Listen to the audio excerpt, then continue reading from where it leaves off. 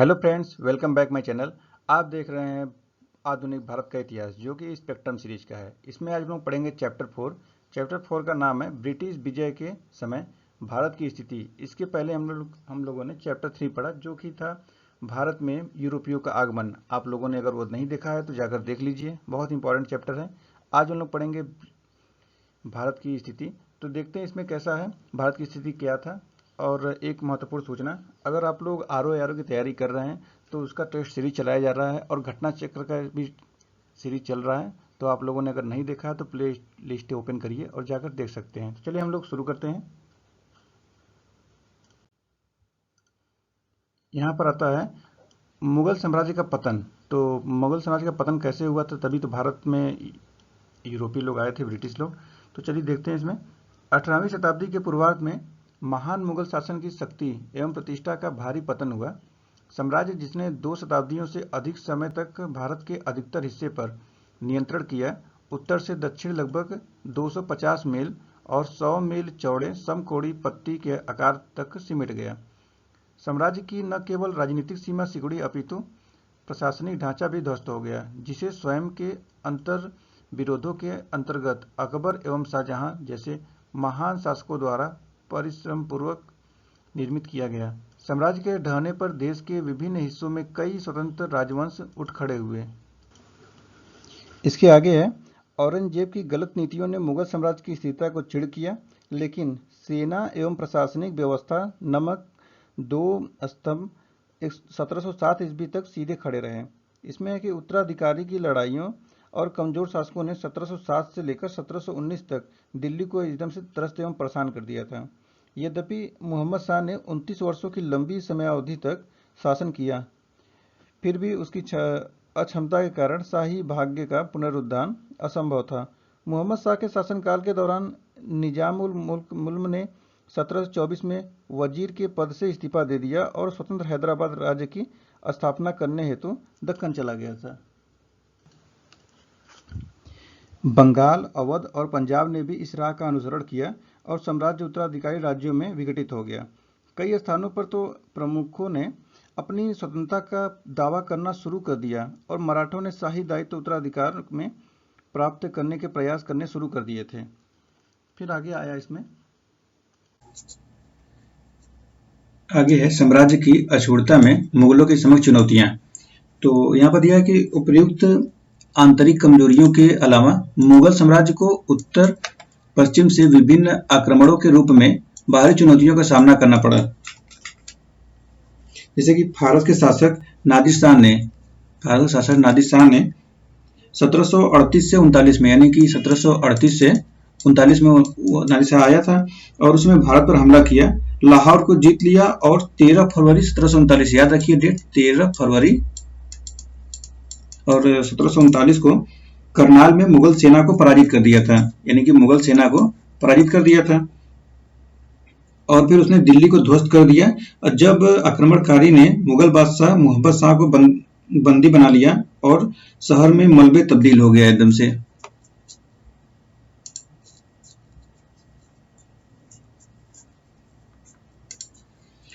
राजकीय खजाने और धनवान कुलीन लोगों की तिजोरियों से लगभग 70 करोड़ रुपए इकट्ठे किए गए। उस समय के हिसाब से 70 करोड़ रुपए, इस समय के हिसाब से तो बहुत ज्यादा हो गया। तो 70 करोड़ रुपया इकट्ठा किया था। उसके बाद क्या किया कि उसने मयूर सिंहासन एवं कोहिनूर हीरा नादिर शाह की लूट चीजों में से 2 बेहद कीमती चीजें थी। कोहिनूर हीरा भी 1739 में उसने ही लूट लिया था। वह लूटी गई राशि एवं चीजों से बेहद खुश हुआ कि उसने फारसियों यानी फारस के नागरिकों को आगामी 3 वर्षों तक कर से छूट प्रदान कर दिया। इतना उसको सोना मिल गया, इतना यहाँ से धन मिला था, उसने 3 वर्ष तक वहां के शासकों, वहां के लोगों को छूट प्रदान कर दी। टैक्स नहीं लेना है, मतलब टैक्स को फ्री कर दिया था, एकदम नहीं करना है, छूट कर दिया है।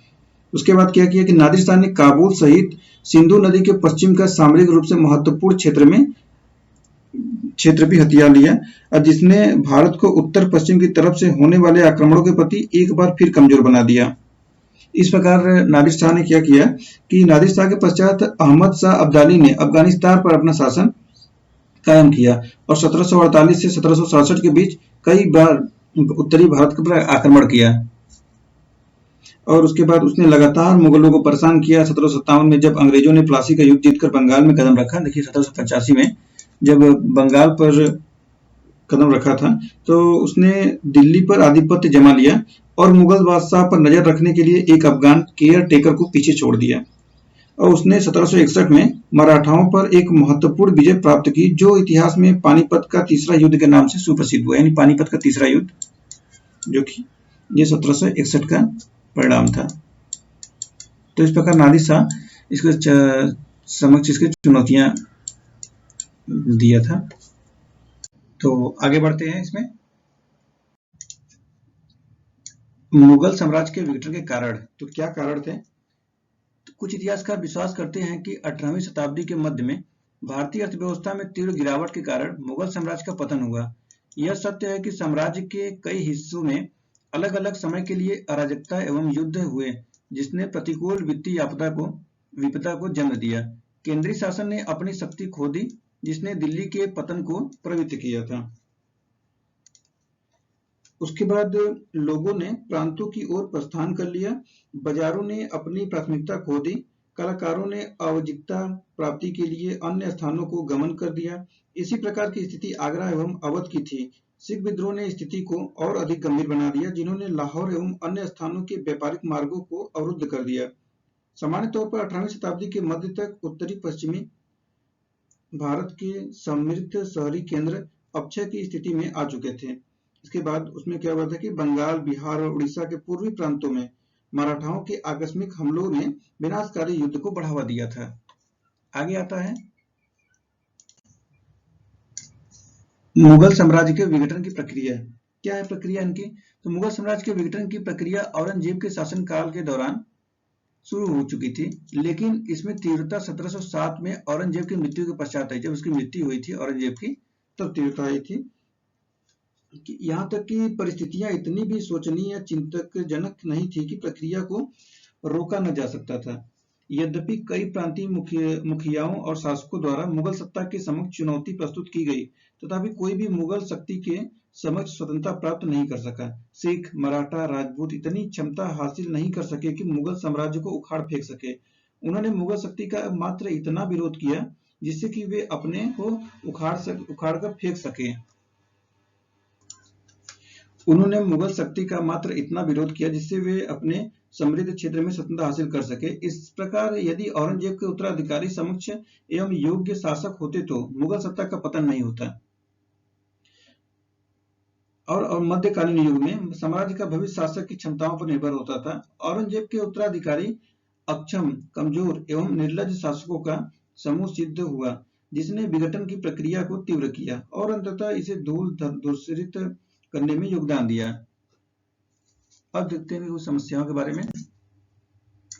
तो आगे आता है औरंगजेब के पश्चात साम्राज्य के सम्मुख अन्य समस्याएं। तो क्या अन्य समस्याएं थी? औरंगजेब की मृत्यु के पश्चात बाद के मुगलों द्वारा अन्य समस्याओं का भी सामना करना। देखिए बाद के मुगल कौन थे? जैसे कि दो वर्गों द्वारा राज्य शक्ति में हिस्सेदारी। तो मध्यकालीन युग के दौरान दो वर्गों, जमींदार और कुलीन वर्ग, यही दो वर्ग हैं। वर्गों में जमींदार और कुलीन वर्ग द्वारा शासक के साथ राज्य शक्ति में हिस्सेदारी की गई। जमींदार अपनी जमीन के वंशानुगत स्वामी थे, जिन्हें वंशानुगत आधार पर कुछ विशेषाधिकार प्राप्त थे, जिन राय, राजस, ठाकुर, खोत और देशमुख जैसे विभिन्न नामों से भी जाना जाता था। राजस्व संग्रहण में मदद और स्थानीय प्रशासन के लिए सैनिकों का प्रबंधन करने के कारण जमींदारों को साम्राज्य में मुख्य स्थान प्राप्त था। यद्यपि मुगलों ने जमींदारों की शक्ति नियंत्रित करने का प्रयास किया और किसानों से सीधा संपर्क साधने की व्यवस्था की, जिसमें वे पूरी तरह सफल नहीं हो पाए। स्वयं औरंगजेब के शासनकाल के दौरान उनकी शक्ति एवं प्रभाव में उल्लेखनीय वृद्धि हुई। इसका बड़ा नतीजा यह हुआ कि क्षेत्रीय निष्ठा को प्रोत्साहित किया गया। कई स्थानीय जमींदारों ने साम्राज्य के भीतर अन्य शक्तिशाली वर्गों की सहायता की। इसी प्रकार एक अन्य वर्ग, कुलीन वर्ग था, जिसमें ऐसे लोग थे जिन्हें बड़ी जागीर और मनसब सौंपे जाते थे या जिन्हें मुगल सूबों का सूबेदार नियुक्त करके इसके प्रबंधन की जिम्मेदारी सौंपी जाती थी। इस वर्ग में कई राजपूत शासक, सूबेदार और मनसबदार शामिल थे। मुगल शासन ने अक्सर कुलीन वर्ग के शासक को तौर पर भी परिभाषित किया जाता था, क्योंकि साम्राज्य को प्रशासित करने में मुगल कालीनों ने एक केंद्रीय भूमिका निभाई। औरंगजेब के बाद मुगल शासकों के शासन काल के दौरान विभिन्न समूहों के बीच बढ़ती पारस्परिक शत्रुता, ईर्ष्या एवं शक्ति प्राप्ति की प्रतिस्पर्धा ने न केवल शासकों की प्रतिष्ठा को घटाया, अपितु मुगल शक्ति के पतन में भी एक अहम भूमिका निभाई थी। आगे बढ़ते हैं। अब आता है विभिन्न क्षेत्रीय शक्तिशाली समूहों का उद्गम।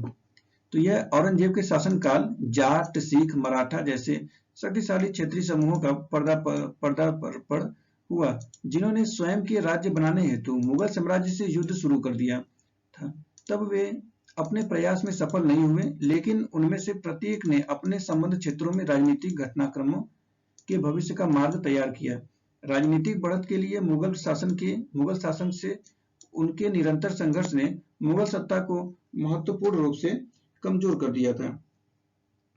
औरंगजेब और उनके पश्चात बहादुर शाह ने राजपूतों के दमन के प्रयास द्वारा मुगलों के खिलाफ निरंतर युद्ध करने के लिए उन्हें उकसाया। औरंगजेब के पश्चातवर्ती मुगल शासकों ने राजपूतों के साथ समझौते की नीति करने का प्रयास किया, लेकिन तब तक काफी देर हो चुकी थी। राजपूतों ने साम्राज्य के विकास एवं कल्याण के लिए मुगलों के साथ गठबंधन करने पर भी विश्वास नहीं किया। मराठा भी मुगलों के लिए दुर्जय शत्रु सिद्ध हुए।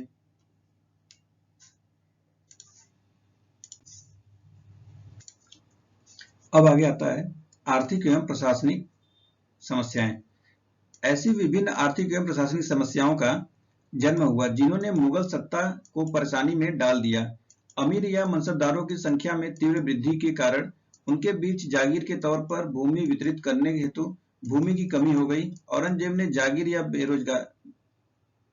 बेजागीरी की बेतहाशा कमी की समस्या का समाधान ढूंढने के प्रयास तहत जागीर से बड़ी आय को अभिलिखित करना और प्रस्तुत करना शुरू किया। इसका परिणाम क्या हुआ? तो जिसके परिणाम स्वरूप अमीर ने किसानों पर दबाव डालकर अपनी जागीर से अधिक आय को प्राप्त करना शुरू कर दिया। और इस कदम से मुगल शासन ने दो अमीर बोझ से दबे किसान से दुश्मनी मोल ले ली। यहाँ पर हुआ कि युद्धों के शासकों एवं अमीरों की विशालतापूर्ण जिंदगी, खालिसा यानी क्राउन, भूमि में कमी इत्यादि ने मिलकर राज्य पर भारी वित्तीय बोझ डाला। इसका परिणाम हुआ कि राज्य की आय इसके व्यय को पूरा नहीं कर सकी। बदतर आर्थिक स्थिति ने सभी वर्गों के लोगों को, चाहे वे अमीर हो, व्यापारी, शिल्पकारी, श्रमिक हो, किसान हो, या नकारात्मक प्रभाव डाला गया। आगे आता है। अब इसमें कुछ बताना है कि संक्षेप में मुगलों के पतन के कुछ मुख्य कारण जो निम्न हैं। तो क्या कौन से कारण हैं? तो इसमें देखिए, पहला है मुगलों की सरकार व्यक्तिगत रूप से निरंकुश थी और इसलिए इसकी सफलता शासन करने वाले निरंकुश शासक के चरित्र पर निर्भर थी। औरंगजेब के बाद शासक प्रभावहीन थे और राज्य के प्रशासन की उपेक्षा की। आगे आता है उत्तराधिकार के एक निश्चित कानून के अभाव के साथ सदैव उत्तराधिकार को लेकर युद्ध हुए। इसने सरकार के अस्थायित्व को कमजोर किया और राष्ट्रभक्ति की कीमत पर बंटवारे को पोषित किया। शासकों के क्षय ने सच्चरित्रता का क्षय किया, जिसने आपसी युद्धों एवं झगड़ों को बढ़ावा दिया और साम्राज्य को ध्वस्त करने का काम किया। नेक्स्ट आता है सेना की बिगड़ती स्थिति भी साम्राज्य के लिए घातक सिद्ध हुई। साम्राज्य की सीमाएं बेहद व्यापक थी, जिसे कमजोर शासकों द्वारा संभालना मुश्किल हो गया। औरंगजेब की धार्मिक नीति ने राजपूतों, सिखों, जाटों और मराठों को नाराज कर दिया और उन्होंने विद्रोह कर दिया। औरंगजेब की दक्कन नीति पूरी तरह असफल रही और काफी हद तक यह मुगल साम्राज्य के पतन का कारण भी बना। और भी इसमें कारण थे। ईरानी और दुरानी साम्राज्यों के आक्रमण ने मुगल साम्राज्य को ध्वस्त करने में योगदान दिया। निरंतर युद्ध, कृषि में विकास की गति का स्थिर होना और व्यापार एवं उद्योग में ह्रास आर्थिक पतन का कारण बना। यूरोपीय शक्तियों का आगमन, जिन्होंने भारत में व्याप्त दशाओं का लाभ उठाया, ने भी मुगल साम्राज्य के विघटन की प्रक्रिया को तीव्र कर दिया। अब आगे आता है स्वायत्त क्षेत्रीय राज्यों का उदय। तो कैसे उदय हुआ? मुगल प्रशासन प्रकृति में केंद्रीकृत था और इसकी सफलता काफी हद तक शासक की शक्ति और कुलीनों, जमींदारों, जागीरदारों और प्रांतीय अधिकारियों को विनियमित करने की उसकी क्षमता पर निर्भर करती थी। वास्तव में यह सम्राट एवं अन्यों के बीच हितों एवं इच्छाओं का संतुलन एवं समन्वय था। 1707 में औरंगजेब की मृत्यु के पश्चात यह संतुलन बिगड़ गया, जिसके परिणाम स्वरूप मुगल शासक की सत्ता का दुर्बलीकरण हुआ। दुर्भाग्यवश केंद्रीय प्रशासन, वित्तीय संकट एवं कुलीनों के बीच गुटी शत्रुता, जिसे औरंगजेब के उत्तराधिकारी रोक नहीं पाए, के कारण ढह। मुगल सम्राट प्रांतीय गवर्नरों की जरूरी संरक्षण एवं सुरक्षा प्रदान करने में असफल हो गए, जिसके परिणाम स्वरूप प्रांतीय गवर्नर 18वीं शताब्दी के प्रारंभ में एक स्वतंत्र शक्ति आधार बनाने लगे। उनमें से कई ने शासक की पूर्वानुमति से स्थानीय नियुक्तियां करनी शुरू कर दी और प्रांतों में राजवंशी शासन की स्थापना करने का प्रयास किया। उन्होंने सैद्धांतिक तौर पर सम्राट के प्रति भेंट भेजकर अपनी निष्ठा प्रदर्शित की, लेकिन वास्तव में उन्होंने स्वतंत्र शक्ति प्राप्त कर ली थी। आगे आता है, यह 1724 में दक्कन में निजाम उल मुल्क के साथ शुरू होकर लगभग 1740 में बंगाल, बिहार और उड़ीसा, वर्तमान में उड़ीसा के पूर्वी प्रांत भी दिल्ली के नियंत्रण से बाहर हो गए, जिसके बाद 1750 में गुजरात और सिंध, 1754 में अवध में ऐसा हुआ। दिल्ली के नजदीक फर्रुखाबाद और रोहेलखंड में स्वतंत्र पठान राजवंश शासन करते थे, लेकिन वापस लौटे राजपूतों के गठबंधन को औरंगजेब ने तोड़ दिया, लेकिन उन्हें कभी भी पूरी तरह दबाया नहीं जा सका। सुदूर दक्षिण में साहसी हैदर अली ने मैसूर साम्राज्य को बेहद शक्तिशाली बना दिया। कई छोटी छोटी रियासतें देश के दक्षिणी क्षेत्र में शासन कर रही थीं। इस प्रकार मुगल भारत के विभिन्न हिस्सों में राज्यों की तीन मुख्य श्रेणियां उदित हुई। उत्तराधिकारी राज्य जो मुगल साम्राज्य के प्रत्यक्ष नियंत्रण से छूट गए, जैसे अवध, बंगाल, हैदराबाद। स्वतंत्र राज्य जो प्रमुख रूप से मुगल साम्राज्य का प्रांतों पर नियंत्रण में कमी के कारण सामने आए, नाम था मैसूर, केरल और राजपूत राज्य। मुगलों के विरुद्ध विद्रोहियों द्वारा स्थापित नए राज्य जैसे मराठा राज्य हुआ, पंजाब राज्य, जाट राज्य, इसके बारे में भी विस्तृत चर्चा हम लोग किया जाएगा। तो आगे अब आता है उत्तराधिकारी राज्य। क्या है उत्तराधिकारी राज्य? तो इसमें हैदराबाद, अवध एवं बंगाल मुगल साम्राज्य के आधिपत्य से छूट गए और स्वतंत्र राज्यों की स्वतंत्र राज्यों की यह अलगाव या स्वतंत्र संबंध विच्छेद विभिन्न चरणों में हुआ। व्यक्तिगत विद्रोह का अनुसरण शुरू में सामाजिक समूहों, समुदायों एवं अंततः पूरे क्षेत्र ने किया।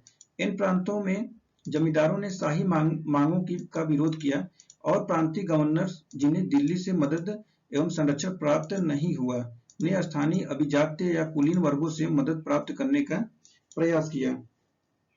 इन राज्यों ने औपचारिक तौर पर मुगल साम्राज्य के प्रति अपनी निष्ठा का भी त्याग नहीं किया। उन्होंने मात्र पूरी स्वायत्त निर्वहन करना शुरू कर दिया। मुगल संस्थागत ढांचे के भीतर एक नवीन राजनीतिक व्यवस्था का निर्माण हुआ। देखिए ये तीन थे, अवध, बंगाल और हैदराबाद। आगे आता है, तो अब आते हैं, देखते हैं हैदराबाद क्या हुआ था। 1748 में निजाम उल मुल्क की मृत्यु ने हैदराबाद के इतिहास में प्रथम गौरवान्वित अध्याय का अंत कर दिया। यह गौरवशाली शुरुआत निजाम उल मुल्क को, जो सैयद बंधुओं के समय एक प्रमुख कुलीन था, द्वारा 1724 में हैदराबाद राज्य की स्थापना के साथ शुरू हुआ। निजाम उल मुल्क ने सैयद बंधुओं को ठिकाने लगाने में मुहम्मद शाह की मदद की और बदले में उसे दक्कन का सूबेदार बना दिया। निजाम उल मुल्क ने प्रशासन को पुनर्गठित किया और राजस्व व्यवस्था को सरल एवं कारगर बना दिया। दिल्ली में 1722 से 1724 के बीच वाजीर के रूप में एक छोटे कार्यकाल के बाद वह एक राज्य की स्थापना करने के लिए दक्कन लौट आया, जो व्यवहार में स्वतंत्र हो, यद्यपि उसने निरंतर मुगल सम्राट के प्रति अपनी निष्ठा घोषित की। प्रादेशिक अभिजातियों की संरचना ने इस स्वतंत्रता को स्थापित प्रदान किया। जैसा कि कोरेन लियोनार्ड ने हैदराबाद के राजनीतिक तंत्र के अपने अध्ययन में इसे प्रकट किया। राजस्व तंत्र का सुधार, जमींदारों का नियंत्रण और हिंदुओं के प्रति सहिष्णुता उसकी समझ-बूझ भरी नीतियां थीं। लेकिन 1748 में उसकी मृत्यु ने हैदराबाद को मराठाओं और बाद में विदेशी कंपनियों के षड्यंत्रों एवं कपट योजनाओं के लिए खोल दिया। मराठाओं ने राज्य पर पूरी शक्ति से आक्रमण किया और असहाय निवासियों पर चौथ आरोपित की। चौथ के बारे में आप लोग जानते ही होंगे। चौथ यानी कि हर राज्यों से टैक्स लेना, लेकिन उनकी कोई जिम्मेदारी नहीं होती, सिर्फ टैक्स वसूलते थे, तो वही होता था चौथ। निजाम उल मुल्क का बेटा नासिर जंग और पोते मुजफ्फर जंग के बीच उत्तराधिकारी के लिए खूनी जंग हुई। डुप्ले के अंतर्गत फ्रांसीसियों ने इस अवसर को अपने हित में प्रयोग करने के लिए एक समूह की दूसरे समूह के विरुद्ध मदद की। फ्रांसीसियों ने इसमें मुजफ्फर जंग की मदद की, जिसने बाद में फ्रांसीसियों को बड़ी धनराशि एवं कुछ क्षेत्र इनाम में दिए गए। जब लड़ाई आपस में होगा तो दूसरा कोई फायदा उठाएगा ही, तो ऐसे नहीं अंग्रेजों ने भी किया डुप्ले ने। अब आगे आता है बंगाल। व्यवहार में स्वतंत्रता और दिल्ली की सल्तनत, मुगल शासन के प्रति औपचारिक निष्ठा ने बंगाल में नवाब के शासन को सुदृढ़ किया। मुर्शिद कुली खां मुगल संरक्षण के अंतर्गत 1717 में बंगाल का गवर्नर बना, लेकिन दिल्ली से उसका संबंध मात्र भेंटें भेजने तक सीमित था। शुजा उन दिन 1727 में नवाब बना और अली वर्दी खां के 1799 में नवाब बनने तक बंगाल का नवाब रहा। 1756 में अपने दादा अली वर्दी खां की मृत्यु के पश्चात सिराज उद दौला बंगाल का नवाब बना। देखिए ये अंग्रेज और नवाब कुछ थे ऐसे जो कि चाटुकार बन गए थे। इसमें आगे कहा गया कि बंगाल के शासकों ने लोक नियुक्तियों में धार्मिक आधार पर भेदभाव नहीं किया और हिंदू लोक सेवाओं में उच्च पदों पर आसीन हुए तथा आकर्षक जमींदारी हासिल की। नवाब अत्यधिक स्वतंत्र थे और अपने क्षेत्राधिकार में उन्होंने विदेशी कंपनियों के व्यापार पर कठोर नियंत्रण बनाए रखा। चंद्रनगर और कलकत्ता में फ्रांसीसी और अंग्रेज कारखानों को किलेबंदी करने की अनुमति नहीं थी, न ही नवाब ने विदेशी कंपनियों को विशेषाधिकार प्रदान किए। शासकों की प्रभुसत्ता तब भी बनी रही जब ब्रिटिश ईस्ट इंडिया कंपनी द्वारा बल प्रयोग करके इसकी शक्ति का अंत कर देने का खतरा हुआ। हालांकि नवाबों को अपनी कमजोरी और अल्प सेना तथा कंपनी द्वारा प्रस्तुत खतरे को कमतर आंकने के कारण ब्रिटिश कंपनी के हाथों पर हार झेलनी पड़ी। 1757 में प्लासी के युद्ध में ब्रिटिश कंपनी की विजय ने भारत के साथ ब्रिटिश संबंधों के एक नए चरण का सूत्रपात किया। आगे देखते हैं इसको। अब इसमें आता है अवध। तो यह सादत खान बुरहान उल मुल्क ने 1722 में अवध के गवर्नर के रूप में उसकी नियुक्ति के समय से ही धीरे धीरे स्वतंत्रता प्राप्त करना शुरू कर दिया था। अवध में मुख्य समस्या जमींदारों ने खड़ी की, जिन्होंने न केवल भू राजस्व देने से मना कर दिया था, अपितु अपने किलों एवं सेना के स्वायत्त मुखिया की तरह व्यवहार करना शुरू कर दिया था। सादत खान ने उन्हें दबा दिया और एक नवीन भूमि बंदोबस्त शुरू किया, जिसने किसानों को जमींदारों के शोषण से सुरक्षा प्रदान की। इसमें आगे कहा गया कि जागीरदारी व्यवस्था में सुधार किया गया और जागीरदारी स्थानीय कुलीन लोगों को दी गई, जिन्हें प्रशासन एवं सेना में भी उच्च पद प्रदान किए गए। एक क्षेत्रीय शासक समूह का उदय हुआ, जिसमें शेख जादा, अफगान एवं हिंदू वर्ग शामिल थे। अब आते हैं स्वतंत्र राज्य। तो देखते हैं स्वतंत्र राज्य। इसमें आता है पहला राजपूत। राजपूतों के बारे में देखते हैं। राजपूत शासक मुगल साम्राज्य के विघटन से लाभ उठाकर अपनी स्थिति सुदृढ़ करने में पीछे नहीं रहे। कोई भी राजपूत शासक इतना शक्तिशाली नहीं था कि सर्वोच्च शक्ति बनने के लिए मराठाओं या ब्रिटिश शक्ति से भिड़ सके। दिल्ली के साथ संबंधों को थोड़ा ढीला छोड़ना और व्यवहार में स्वतंत्र राज्य की भांति कार्य करना उनकी पद्धति थी। उन्होंने दिल्ली दरबार में शक्ति के लिए संघर्ष में हिस्सा लिया और मुगल शासकों से आकर्षक एवं प्रभावशाली पद हासिल किए। मुगल काल के पश्चात राजपूतों की नीति निरंतर बदलती रही। प्रत्येक राजपूत राज्य ने जब भी संभव हुआ अपने कमजोर पड़ोसी के शासक को हथियाकर निरंतर विस्तार की नीति का अनुसरण किया। यह नीति उन्होंने मुगल दरबार में भी अपनाई। अम्बेर के जयसिंह, जिन्होंने 1699 से 1743 तक जयपुर पर शासन किया, एक बेहद सुप्रसिद्ध राजपूत शासक थे। अब आगे आता है मैसूर। 18वीं शताब्दी के मध्य में दक्षिण भारत में मैसूर का एक महत्वपूर्ण शक्ति के रूप में उदय हुआ। हैदर अली ने शक्तिशाली मैसूर राज्य की नींव रखी, जिसे उसके योग्य पुत्र टीपू सुल्तान ने सुदृढ़ किया। यद्यपि हैदर अली मैसूर सेना में मात्र एक घनिष्ठ अधिकारी था, धीरे धीरे वह एक कुशल एवं कुशाग्र सेनापति के रूप में उभरा। उसकी बेहद उल्लेखनीय उपलब्धि यह थी कि उसने इस बात को महसूस कर लिया था कि केवल एक आधुनिक सेना की शक्तिशाली राज्य का आधार हो सकती है। परिणाम स्वरूप उसने शस्त्रागार स्थापित करने और पश्चिमी तर्ज पर सैनिकों को प्रशिक्षित करने के लिए एक फ्रांसीसी विशेषज्ञ को नियुक्त किया। जल्द ही वह 1761 में मैसूर सिंहासन के पीछे वास्तविक शक्ति मंत्री नंदजाराज को उखाड़ फेंकने में सफल हो गया। मैसूर राज्य की सीमाएं तब तक कनारा एवं मालाबार के समृद्ध तटीय क्षेत्र को शामिल करते हुए विस्तारित की जा चुकी थी। हैदर अली सच्चा विस्तारवादी को क्षेत्र में अन्य शक्तियों मराठा, हैदराबाद और अंग्रेजों से भी भिड़ना पड़ा। 1769 में मद्रास के निकट जो माफ करिएगा कॉल आ गया था। चलिए हम लोग आगे बढ़ते हैं। मैसूर राज्य की सीमाएं तब तक कनारा एवं मलाबार के समृद्ध तटीय क्षेत्र को शामिल करते हुए विस्तारित की जा चुकी थी। हैदर अली सच्चा विस्तारवादी को क्षेत्र में अन्य शक्तियों मराठा, हैदराबाद और अंग्रेजों से भिड़ना पड़ा। 1769 में मद्रास के निकट हैदर अली ने अंग्रेजों को करारी शिकस्त दी। 1782 में उसकी मृत्यु के पश्चात उसका पुत्र टीपू सुल्तान बना और उसने अपने पिता की नीतियों को आगे बढ़ाया। अब आगे आता है क्षेत्र केरल का। तो यहाँ पर 3 राज्यों कोच्चि, त्रावणकोर और कालीकट ने एक साथ मिलकर वर्तमान केरल राज्य का निर्माण किया। बड़ी संख्या में मुखियाओं एवं राजाओं के क्षेत्रों को 1763 तक इन राज्यों में शामिल कर लिया गया, लेकिन मैसूर का विस्तार केरल अस्थायित्व के विध्वंस सिद्ध हुआ। हैदर अली ने केरल पर 1766 में आक्रमण किया और मालाबार एवं कालीकट को मैसूर में मिला लिया। त्रावणकोर सुदूर दक्षिणी राज्य और तब तक बेहद महत्वपूर्ण राज्य हो गया को छोड़ दिया गया। त्रावणकोर ने 1729 के पश्चात महत्व हासिल किया जब इसके राजा मार्तंड वर्मा ने पश्चिमी तर्ज पर प्रशिक्षित और आधुनिक हथियारों से सुसज्जित शक्तिशाली और आधुनिक सेना की मदद से अपने राज्य का विस्तार किया। डच को केरल से बाहर कर दिया गया और सामंती प्रमुखों को दबा दिया गया। मार्तंड वर्मा की दृष्टि विस्तार करने की नीति से आगे अपने राज्य का विकास करना और सिंचाई एवं परिवहन तथा संचार की व्यवस्था करना था।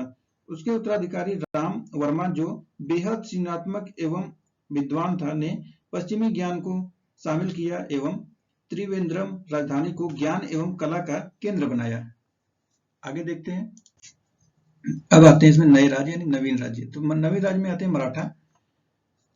मराठाओं को पूरी तरह कुचलने की औरंगजेब की महत्वाकांक्षा पूरी नहीं हो सकी। मराठाओं ने 1707 की कलावधि के पश्चात मुगल साम्राज्य के अपक्षय में ठोस चुनौती प्रस्तुत की। यद्यपि वे एक ऐसी शक्तियों में से थे जो अखिल भारतीय शक्ति के तौर पर मुगलों को प्रतिस्थापित कर शक्ति शून्य कर को भर सकते थे। ये अपने एकता के अभाव और गैर प्रगतिशील विचारों एवं दृष्टिकोण के कारण ऐसा करने में विफल हो गए। साहू शिवाजी का पोता, जो 19 वर्षों तक सम्मान पूर्वक मुगलों के कैद में रहा को 1707 में औरंगजेब की मृत्यु के पश्चात जल्द ही रिहा कर दिया गया। शाह और ताराबाई की उसकी ताई के बीच 1714 तक खुला संघर्ष चलता रहा। अपने विश्वसनीय और सक्षम मंत्री बालाजी विश्वनाथ की मदद से साहू विजयी हुआ। 1713 में साहू ने बालाजी को पेशवा या प्रधानमंत्री बनाया क्योंकि उससे स्वयं प्रशासनिक अनुभव नहीं था। नए पेशवा ने तेजी से मराठा सरदारों और महाराष्ट्र के अधिकतर हिस्सों पर साहू अपने नियंत्रण को सुदृढ़ किया। उसने मुगल दरबार के संघर्षों और आंतरिक कमजोरियों का लाभ उठाकर मराठा साम्राज्य को सुदृढ़ एवं शक्तिशाली बनाया। 1719 में सैयद बंधुओं के साथ उसके समझौते के फलस्वरूप साहू को अपने क्षेत्र के वैध शासक के तौर पर मुगल मान्यता मिली और मुगलों की कैद से साहू के परिवार के लोगों को रिहा किया गया तथा 6 मुगल प्रांतों विदर्भ, बरार, बीजापुर, गोलकुंडा, औरंगाबाद और खानदेश से चौथ एवं सरदेश मुखी वसूलने के अधिकार मराठाओं को प्राप्त हुए। इसके बदले में साहू मुगल शासक फर्रुखसियर की सेवा में 15,000 अश्वारोही सेना का एक दल देने, दक्कन में विद्रोह एवं लूटपाट रोकने और वार्षिक रूप से मुगल शासक को 10 लाख रुपए की भेंटें देने पर सहमत हुआ। हालांकि बालाजी ने फर्रुखसियर को उखाड़ फेंकने में सैयद बंधुओं की मदद की। बालाजी विश्वनाथ पेशवा का पद बेहद शक्तिशाली हो गए और मराठा राज्य ने प्रभुत्वशाली विस्तारवादी का राज्य का दर्जा प्राप्त किया। आगे आता है बाजीराव प्रथम ने अपने पिता बालाजी विश्वनाथ की मृत्यु के पश्चात 1720 में मात्र 20 वर्ष की आयु में पेशवा का पद संभाला। बाजीराव मराठा शक्ति को उल्लेखनीय रूप से विस्तारित करने में सफल हुआ। उत्तर में उसने 1728 में मालवा और 1791 में गुजरात पर विजय प्राप्त की। उसने बुंदेलखंड पर भी कब्जा किया और दक्कन में पालखेड़ में हैदराबाद के निजाम को पराजित किया और इन क्षेत्रों से राजस्व एकत्रित करने के अधिकार सुनिश्चित किए। 1733 में उसने जंजीरा के सिद्दियों के खिलाफ अभियान के नेतृत्व किया और उन्हें मुख्य धारा से भगाया। आगे आता है, बाजीराव ने 1737 में दिल्ली पर छापा मारा और मुगल शासक ने निजाम से मदद करने को कहा, लेकिन निजाम को भोपाल के पास फिर से पराजित कर दिया गया और संपूर्ण मालवा और नर्मदा तथा चंबल के बीच के क्षेत्र बाजीराव को सौंपने को बाध्य किया गया। निजाम को मराठाओं को युद्ध की क्षतिपूर्ति का भुगतान करने को कहा गया तथा दक्कन प्रांतों में चौथ एवं स्वदेश मुखी वसूलने के अधिकार के अतिरिक्त अनुदान देने को बाध्य किया गया। इस प्रकार 1740 तक जब बाजीराव की मृत्यु हुई, मराठा केवल क्षेत्रीय शक्ति नहीं रह गए थे, अपितु उन्होंने विस्तारवादी साम्राज्य का दर्जा प्राप्त कर लिया।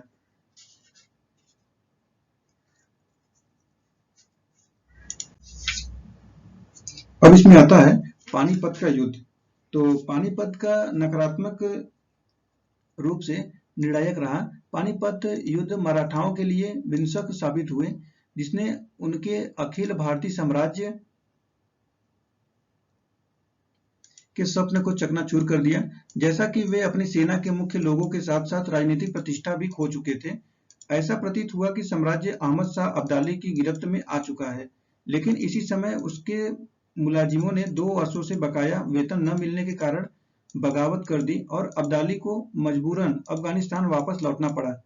इस प्रकार राजसी साम्राज्य ने अफगान एवं मराठा दोनों को नकार दिया। उत्तरी भारत में शक्ति शून्य पैदा हो गया, जिसे विभिन्न साम्राज्य आगामी 4 दशकों तक भरने का व्यर्थ प्रयास करते रहे। इस प्रकार पानीपत के तीसरे युद्ध ने यह निर्णय किया कि भारत पर कौन शासन करेगा, अपितु यह निर्णय किया कि कौन शासन नहीं करेगा। युवा माधवराव 1761 में चौथे पेशवा के रूप में मराठा के भविष्य को अपने योग्य मंत्री नाना फडणवीस की सहायता से 11 वर्ष की छोटी समय अवधि तक संभालने में सफल रहा। 1771 में मराठाओं ने दिल्ली में शाह आलम को मुगल शासक बनने में मदद की, लेकिन माधवराव की समय पूर्व मृत्यु ने फिर से असमंजस की स्थिति खड़ी कर दी और उत्तराधिकारी की लड़ाई ने पूना में केंद्रीय सत्ता को फिर से प्रभावित किया।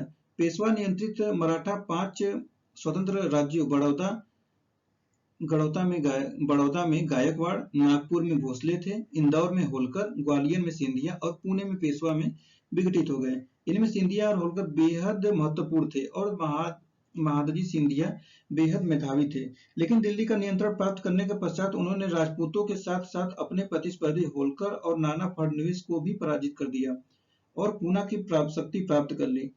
महादजी सिंधिया की उस समय मृत्यु 1794 में हुई, जब यह प्रतीत होने लगा था कि वे साम्राज्य का निर्माण कर सकते हैं। महादजी की मृत्यु अपूर्णनीति क्षति थी और 1800 में नाना फडणवीस की मृत्यु के साथ मराठा शक्ति के पुनर्जीवित होने की सारी संभावनाएं समाप्त हो गई थी। अब आगे आता है जाट। तो यहाँ पे जाट के बारे में देखते हैं। जाट कृषक दिल्ली, मथुरा और आगरा के आसपास रहते थे और उन्होंने औरंगजेब की अत्याचारपूर्ण नीतियों के विरुद्ध विद्रोह कर दिया। शुरुआती असफलताओं के पश्चात चूड़ामन और बदन सिंह भरतपुर जाट राज्य की स्थापना करने में सफल रहे, लेकिन सूरजमल के नेतृत्व में जाट शक्ति अपने सर्वोच्च शिखर पर पहुंची। उसने न केवल कुशल प्रशासनिक व्यवस्था प्रदान की, अपितु राज्य की सीमाओं का बेहद विस्तार किया। उसके राज्य की सीमाएं पूर्व में गंगा से दक्षिण में चंबल तक लगती थी, जिसमें आगरा, मथुरा, मेरठ और अलीगढ़ सूबे शामिल थे। हालांकि जाट राज्य 1763 में सूरजमल की मृत्यु के पश्चात पतन की ओर अग्रसर हो चला। तत्पश्चात राज्य छोटे छोटे जमींदारों से नियंत्रित क्षेत्रों में बिखर गया, जो लूटपाट करते थे। अब आता है सिख। तो गुरु गोविंद सिंह ने सिखों को उनके धर्म एवं स्वतंत्रता की रक्षा करने हेतु एक आक्रामक पंथ में रूपांतरित किया। बंदा बहादुर, जिसने 1708 में सिखों का नेतृत्व संभाला, पराजित हुआ और मारा गया। नादिर शाह एवं अहमद शाह अब्दाली के आक्रमण के संदर्भ में सिखों ने एक बार फिर अपनी सत्ता प्राप्त की। इस स्थिति में उन्होंने स्वयं को 12 मिसलों या संधियों में विभाजित किया, जिन्होंने राज्य के विभिन्न हिस्सों पर नियंत्रण रखा। यानी इतने हिस्सों पर 12 नहीं और विभिन्न हिस्सों पर कंट्रोल रखा था। एक शक्तिशाली एवं सुदृढ़ पंजाब राज्य की स्थापना करने का श्रेय रंजीत सिंह को जाता है। तो याद रखिए, रंजीत सिंह जो महासिंह के पुत्र थे। महासिंह सुकर चकिया मिसल के सरदार थे। रंजीत सिंह के साम्राज्य के अंतर्गत सतलज से झेलम तक का क्षेत्र आता था। इसके आगे कहा गया कि उसने 1799 में लाहौर पर और 1802 में अमृतसर पर विजय प्राप्त की। अंग्रेजों के साथ अमृतसर की संधि के द्वारा रणजीत सिंह ने सतलज क्षेत्र पर अंग्रेजों के अधिकार को मान्यता प्रदान की। रणजीत सिंह ने एक दक्ष प्रशासन की व्यवस्था की। यूरोपियों की मदद से उसने अपनी सेना को अत्यधिक आधुनिकीकृत किया, लेकिन अपने साम्राज्य के नजदीक रणजीत सिंह को अंग्रेजों द्वारा बाध्य करने पर शाह शुजा और ब्रिटिश कंपनी के साथ 1838 में एक त्रिपक्षीय संधि करनी पड़ी, जिसके अंतर्गत शाह शुजा को काबुल के सिंहासन पर आसीन करने के दृष्टिगत रणजीत सिंह ब्रिटिश सेना को पंजाब के रास्ते जाने देने पर सहमत हुए। रणजीत सिंह की मृत्यु 1839 में हुई, याद रखिए 1839 में। उनके उत्तराधिकारी राज्य को शासित नहीं कर पाए और उन्होंने इसे अंग्रेजों को सौंप दिया। अब अगला आता है रोहिला एवं बंगस पठान। तो क्या है यह? तो रोहिला एवं बंगस पठान के राज्यों का जन्म 17वीं शताब्दी में भारत की ओर अफगान लोगों के प्रवास का परिणाम था। अफगानिस्तान में राजनीतिक एवं आर्थिक अस्थिरता के कारण 18वीं शताब्दी के मध्य में अफगानियों का भारत में बड़े पैमाने पर आवर्जन हुआ, यानी कि यहाँ पर ज्यादा पैमाने पर सब आए थे। नारी शाह के आक्रमण के पश्चात उत्तर भारत में सत्ता के पतन का लाभ अली मुहम्मद खान ने उठाया और एक छोटे से राज्य रोहेलखंड की स्थापना की।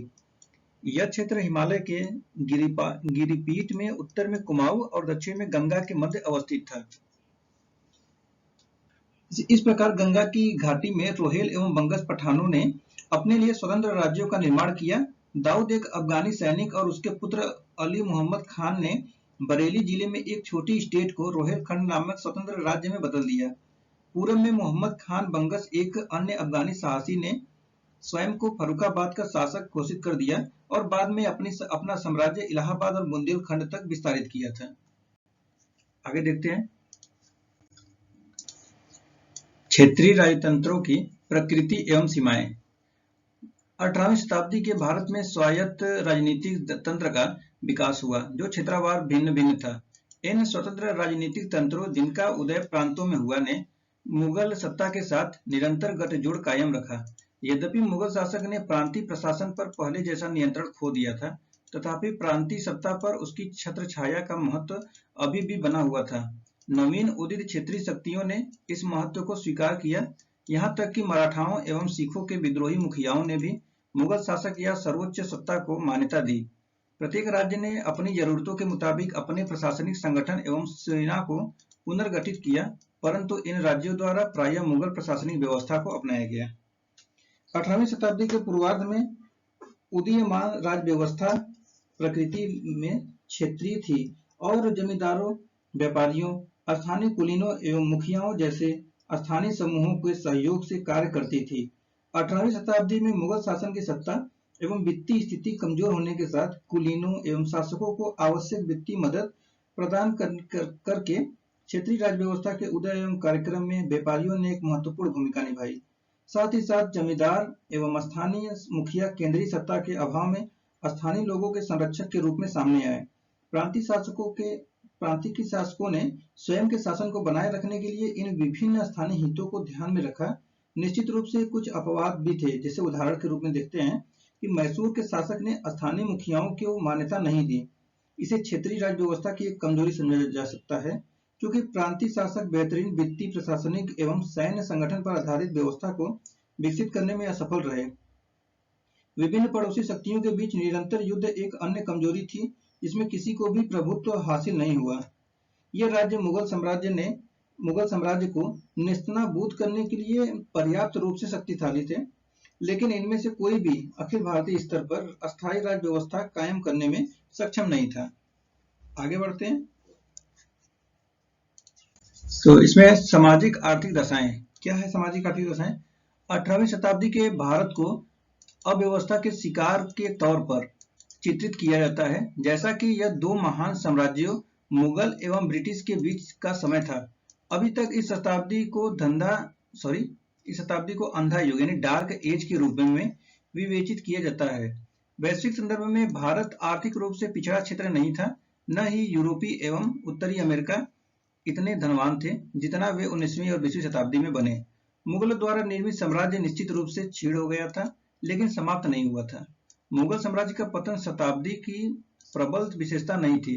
क्षेत्रीय राज्य व्यवस्थाओं की स्थापना, ब्रिटिश शक्ति का उदय समान रूप से महत्वपूर्ण घटनाक्रम थे। मुगल से क्षेत्रीय और ब्रिटिश राजनीतिक तक परंपराओं की निरंतरता विशिष्ट एवं विलक्षण थी, लेकिन इन तीनों राज्य व्यवस्थाओं के बीच अंतर समान रूप से असाधारण आश्चर्यजनक थे। कई मामलों में तो उत्तराधिकारी राज्य अस्थायी राज्य व्यवस्था वाले सिद्ध हुए। मराठा जो मुगलों की बर्बादी पर एक अखिल भारतीय शक्ति के रूप में उदित हुए, दुर्भाग्यपूर्ण परिस्थितियों, बाहरी चुनौतियों एवं आंतरिक कमजोरियों के संयोग के कारण उपनती ब्रिटिश शक्ति के समक्ष टिक पाने में असफल हो गए। यह सत्य है कि 18वीं शताब्दी में भारत आर्थिक, सामाजिक एवं सांस्कृतिक रूप से पर्याप्त प्रगति नहीं कर सका था। फिर भी बढ़ती राजस्व मांग, अधिकारियों के अत्याचारों, कुलीनों की लालसा, लालच, जमींदारों के अनियंत्रित लगान वसूली और निरंतर युद्ध एवं मतभेदों के कारण आम जनता को भी भयानक शोषण का अत्याचार सहना पड़ा। इसमें किसान भी आए तो किसान निर्धन पड़े, पिछड़े एवं शोषित बने रहे और जीवन निर्वाह के स्तर पर भी जी रहे थे, जबकि धनी एवं शक्तिशाली वर्ग विलासिता एवं ऐश्वर्य का जीवन व्यतीत कर रहे थे। जो भी धनी व्यक्ति थे वो सब एकदम विलासिता पूर्वक अपनी जीवन को व्यतीत कर रहे थे। अब आते हैं, इसको आगे देखते हैं। जैसे आर्थिक स्थिति में देखते हैं, आर्थिक स्थिति के बारे में।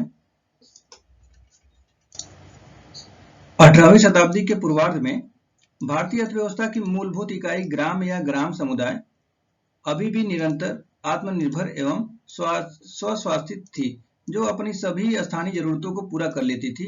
राज्य के साथ इसका संबंध मात्र भू राजस्व के भुगतान तक सीमित था।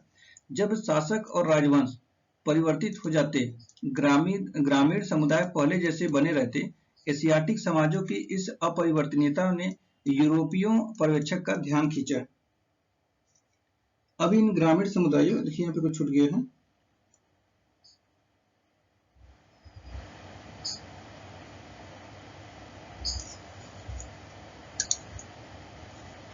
तो इन ग्रामीण समुदायों की आर्थिक एवं सामाजिक स्थिरता आर्थिक गतिहीनता के लिए भी जिम्मेदार थे। आगे कहा जा रहा है कि भारत में दस्तकारी का विकास उच्च स्तर पर पहुंच गया था और उसने विश्वव्यापी बाजार का ध्यान आकर्षित किया। ढाका, अहमदनगर और मसूलीपट्टनम का सूती वस्त्र, मुर्शिदाबाद, आगरा, लाहौर एवं गुजरात का सिल्क के कपड़े, कश्मीर, लाहौर एवं आगरा के उत्कृष्ट ऊनी शाल एवं कालीन, स्वर्ण एवं चांदी यानी सोना और चांदी के आभूषण, धातु कार्य, धातु के बर्तन और हथियार इत्यादि भारत एवं विदेशी दोनों बाजारों में पाए जाते थे। बड़े पैमाने पर घरेलू एवं विदेशी व्यापारिक पूंजीगति गठजोड़ को अस्तित्व में लाया और बैंकिंग व्यवस्था का विकास हुआ। उत्तर भारत में जगत सेठ, नगर सेठ और दक्षिण भारत में चेट्टी का उसने उनके विस्तृत बैंकिंग समूहों के साथ उदय हुआ और हुंडी एवं अन्य बैंकिंग संव्यवहारों के व्यापक प्रयोग ने व्यापार एवं वाणिज्य को तीव्रता प्रदान की। 17वीं एवं 18वीं शताब्दी में भारतीय अर्थव्यवस्था में इस विकास ने इस बात के संकेत दिए कि पूंजीवाद के तीव्र विकास हेतु यहाँ कुछ पूर्व दशाएं मौजूद थी। आगे देखते हैं। अब आता है इसकी शैक्षिक स्थिति। शिक्षा व्यवस्था परंपरागत थी और पश्चिम में तीव्र विकास से अनभिज्ञ थी। विज्ञान एवं प्रौद्योगिकी के अध्ययन की अपेक्षा की गई और साहित्य, विधि, धर्म के तर्क एवं दर्शन शास्त्र के अध्ययन पर बल दिया गया। प्राथमिक शिक्षा व्यापक थी, लेकिन उच्च शिक्षा बेहद सीमित थी। नवाब, राजा और धनी जमींदारों ने उच्च शिक्षा के संस्थानों को संरक्षण प्रदान किया। हिंदुओं के बीच उच्च शिक्षा मुख्य रूप से ब्राह्मणों के बीच संस्कृत अधिगम पर आधारित थी, जबकि फारसी शिक्षा तत्कालीन समय की राजकीय भाषा पर आधारित होने हिंदुओं एवं मुसलमानों दोनों के बीच लोकप्रिय थी। हालांकि यह गौरतलब है कि 18वीं शताब्दी में साक्षरता का औसत बाद के ब्रिटिश शासन से बेहतर था। वारेन हेस्टिंग ने 1813 में लिखा कि सामान्य तौर पर भारतीय पढ़ने लिखने एवं गणित में यूरोप में किसी भी देश के आम लोगों की अपेक्षा बेहद प्रतिभा रखते हैं। हालांकि उच्च वर्गों की महिलाओं को छोड़कर महिलाओं की शिक्षा की उपेक्षा की गई। महिलाओं की स्थिति को देखते हैं। तो आगे आता है महिलाओं की स्थिति। महिलाओं को घर एवं समाज में आदर एवं सम्मान दिया जाता था, लेकिन समानता नहीं दी गई थी। भारत में पितृसत्तात्मक परिवार व्यवस्था जैसे केरल जैसे कुछ हिस्सों में महिलाओं को बेहद न्यून व्यक्तित्व हासिल थी। यद्यपि इसके कुछ अपवाद भी थे। जबकि उच्च वर्ग की महिला घर पर रहती थी। निम्न वर्ग की महिलाएं परिवार की आय में हाथ बटाने के लिए खेतों एवं घर से बाहर काम करती थी। तो इस प्रकार देखा जाता है कि जो उच्च वर्ग की महिलाएं थी उनके ऊपर ज्यादा फाउंडेशन लगाया गया था, और जो निम्न वर्ग की महिलाएं थी वो तो बाहर निकलती थी, काम अपना करती थी, क्योंकि उनको अपना आजीविका चलाना होता था। तो इस प्रकार आगे देखते हैं कि हिंदू एवं मुस्लिम दोनों ही महिलाओं के बीच पर्दा प्रथा आम थी। यद्यपि गरीब परिवारों की महिलाएं आजीविका के लिए घर से बाहर काम करने के लिए जाती थी तो इसका पालन नहीं करती थी। सती, बाल विवाह एवं बहु विवाह जैसी शोषक सामाजिक प्रथाओं एवं परंपराओं ने महिलाओं की प्रगति में बाधा डाली। हिंदू विधवा महिलाओं की स्थिति बेहद दयनीय थी। हिंदू महिलाओं की बहुत दयनीय थी। दहेज जैसी बुरी प्रथा विशेष रूप से बंगाल एवं राजपूताना व्यापक था। इसमें राजपूताना का क्षेत्र जो है बहुत व्यापक था, और इसमें कुछ सांस्कृतिक स्थिति भी थी। जैसे कि कहा जाता है कि 18वीं शताब्दी के दौरान भारत के सांस्कृतिक क्षेत्र में संपूर्णता के कुछ परिलक्षण दिखाई दिए। पूर्व की शताब्दियों के साथ सांस्कृतिक निरंतरता बनाए रखी गई और स्थानीय परंपराओं का निरंतर विकास हुआ। लेकिन भारतीय संस्कृति की मुख्य कमजोरी विज्ञान के क्षेत्र में पिछड़ना थी, और भारतीय विज्ञान और प्रौद्योगिकी के क्षेत्र में पश्चिम से बेहद पीछे छूट गए थे। यानी जो पश्चिम वाले थे वो बेहद पीछे छोड़ दिए गए थे भारत को। भारतीय सोच परंपरा से बधी हुई थी और सामाजिक कुरीतियों एवं अंधविश्वासों का घर बना हुआ था। अधिकतर भारतीय शासकों ने सैन्य प्रशिक्षण, युद्ध एवं युद्ध कला की तकनीकियों के अलावा पश्चिमी चीज में रुचि नहीं दिखाई। मतलब कहा जा रहा है कि यहाँ पे सिर्फ अपने ही कुरीतियों के और अपने ही जो भी रूढ़िवादी परंपरा बनाया गया है उसी को अपना एक सांस्कृतिक मानते थे। वो साइंस एंड टेक को वहां पर बिल्कुल मान्यता नहीं देते, जिस प्रकार से पश्चिम में इतना उदारवाद हुआ था। भाषा एवं साहित्य के क्षेत्र में कुछ सकारात्मक संकेत दृष्टिकोण हुए।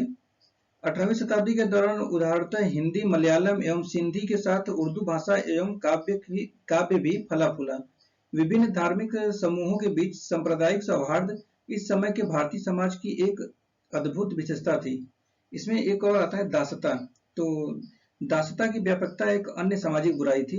व्यापक रूप से कहा जाए तो दासों को दो श्रेणियों में वर्गीकृत किया गया, घरेलू दास और कृषि दास। कृषि दास को भूमि की बिक्री के साथ नए स्वामी को बेच दिया जाता था। यूरोपीय यात्रियों एवं प्रशासकों ने भारत में दासता या दास प्रथा की व्यापकता को प्रमाणित किया। आर्थिक तंगी, अकाल, प्राकृतिक आपदाओं, अत्यंत निर्धनता ने लोगों को अपने बच्चे बेचने को मजबूर किया। राजपूत, खत्रिय एवं कायस्थ परिवार घरेलू कार्य के लिए दास महिलाओं को रखते थे। हालांकि भारत में दासों की स्थिति अमेरिका एवं यूरोप के दासों से बेहतर थी। दासों को सामान्यतः परिवार के वंशानुगत नौकर के तौर पर देखा जाता था। दासों को आपस में विवाह करने की अनुमति थी और उनके बच्चों को स्वतंत्र नागरिक समझा जाता था। भारत में यूरोपियों के आगमन पर, विशेष रूप से पुर्तगाली, डच और अंग्रेजों के आने से दासता एवं दास व्यापार को एक नया आयाम प्राप्त हुआ। और 1752 में दासों की नियमित खरीदारी एवं पंजीकरण के लिए कलकत्ता में एक कोर्ट हाउस भी बनाया गया था।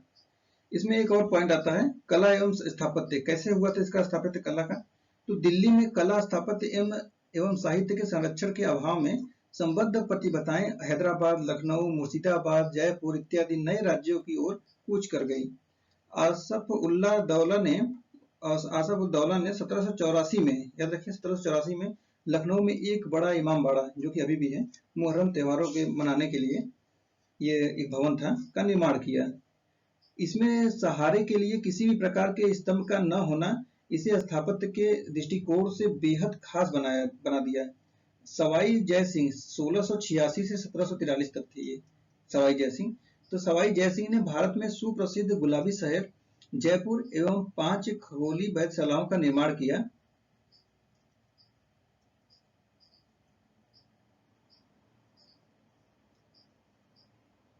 जिसमें जयपुर, नई दिल्ली की बनारस वेधशालाएं शामिल हैं। अमृतसर में महाराजा रणजीत सिंह ने सिख तीर्थ स्थान का नवीनीकरण किया और इसके निचले आधे हिस्से को मार्बल से सज्जित किया तथा ऊपरी आधे हिस्से को तांबे से तैयार कर उस पर सोने की पतली परत चढ़वाई और इसे स्वर्ण मंदिर नाम दिया। आगे बढ़ते हैं। अब ये चैप्टर का लास्ट में कुछ प्रमुख विचारों के चर्चा किया गया, जिसमें ये है J.N. Sarkar, fall of the Mughal empire, volume 4। तो इसमें कहा जा रहा है कि मुगल साम्राज्य और इसके साथ मराठा का हिंदुस्तान पर आधिपत्य भारतीय समाज के केंद्र में भ्रष्टाचार व्याप्त होने के कारण ढह गया। सैन्य एवं राजनीतिक पंगुता के रूप में भ्रष्टाचार ने स्वयं को प्रकट किया। देश स्वयं की रक्षा नहीं कर सका। राज परिवार भ्रष्ट एवं अल्प बुद्धि था। कुलीन स्वार्थी एवं अदूरदर्शी थे। भ्रष्टाचार, अदक्षता एवं धोखेबाजी ने लोक सेवा की सभी शाखाओं को कलंकित किया। इस दृढ़ता एवं असमंजस के बीच हमारा साहित्य, कला और यहाँ तक कि सच्चा धर्म भी नष्ट हो गया। आगे देखते हैं। तो यहाँ पर है Irfan Habib the agrarian system of Mughal India.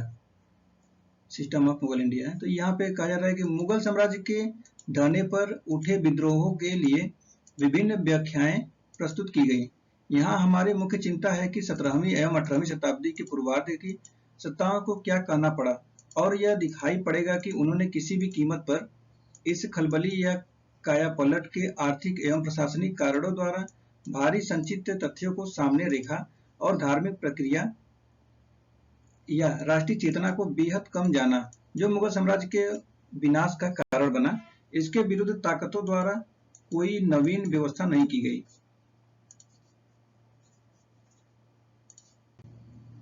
इसमें है Satish Chandra parties and politicals at the Mughal court 1707 से 1740।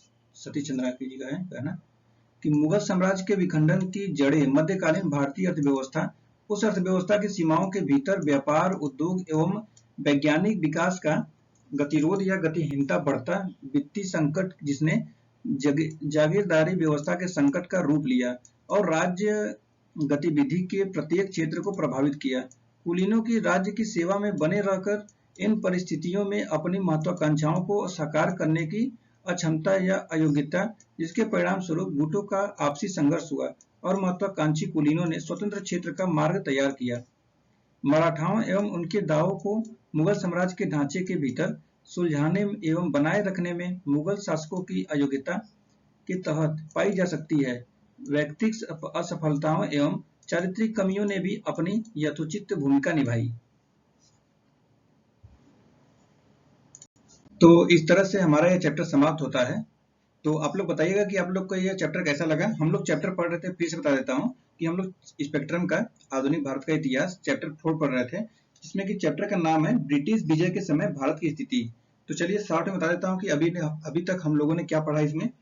तो मुगल साम्राज्य का पतन पढ़ा, जिसमें कि 4 पॉइंट पढ़ा हम लोगों ने। साम्राज्य की अछूतता में मुगलों के समक्ष चुनौतियां, मुगल साम्राज्य के विघटन के कारण, मुगल साम्राज्य के विघटन की प्रक्रिया, औरंगजेब के पश्चात साम्राज्य के सम्मुख अन्य समस्याएं, और फिर इसमें दूसरा था पॉइंट स्वायत्त क्षेत्रीय राज्यों का उदय। इसमें भी 4 पॉइंट पढ़े थे, उत्तराधिकारी राज्य, स्वतंत्र राज्य, नवीन राज्य, क्षेत्रीय राज्य तंत्रों की प्रकृति एवं सीमाएं, और फिर इसमें एक लास्ट में पढ़ा था सामाजिक आर्थिक दशाएं, जिसमें कि आर्थिक स्थिति थी, शैक्षिक स्थिति, महिलाओं की स्थिति, सांस्कृतिक दासता, कला, स्थापत्य, इन सब के बारे में पढ़ा था। तो अब हम लोग नेक्स्ट वीडियो में अगला चैप्टर लेके आएंगे, जो कि चैप्टर 5 होगा, ब्रिटिश शक्ति का विस्तार एवं सुदृढ़ीकरण। बहुत जल्दी वीडियो आएगा, आप लोग इसको भी ध्यान से पढ़िए। और पीछे 3 चैप्टर पढ़ाया गया है, तो आप लोगों ने अगर नहीं पढ़ा है तो जाकर पढ़िए उसको। और अगर आपको इससे थोड़ा सा भी लाभ हो रहा है तो हमारे चैनल को सब्सक्राइब कर सकते हैं और वीडियो को लाइक कर सकते हैं। अगर आप लोग आरओ का तैयारी कर रहे हैं, तो आरओ का टेस्ट चल रहा है, तो उसको जाकर टेस्ट देख सकते हैं। और इसमें घटना चक्र की सीरीज पढ़ाया जाता है। घटना चक्र सभी विषयों को पढ़ाया जाता है। घटना चक्र बहुत जरूरी होता है। इसमें प्रीवियस ईयर क्वेश्चन के पैटर्न दिखते हैं, किस प्रकार क्वेश्चन आते हैं, तो आप लोग उसको कर सकते हैं। और इसमें एनसीईआरटी क्लास भी चलाई जा रही है, जो क्लास 6 से क्लास 12 तक चलाई जाएगी। तो अगर आप लोग एनसीईआरटी पढ़ना चाहते हैं तो उसको वीडियो देख सकते हैं। तो चलिए बने रहिए हमारे साथ, ऐसे ही नए नए वीडियो पाने के लिए हमारे चैनल को सब्सक्राइब करिए। तो फिर मिलते हैं नेक्स्ट वीडियो में, तब तक के लिए धन्यवाद। आपका दिन शुभ हो।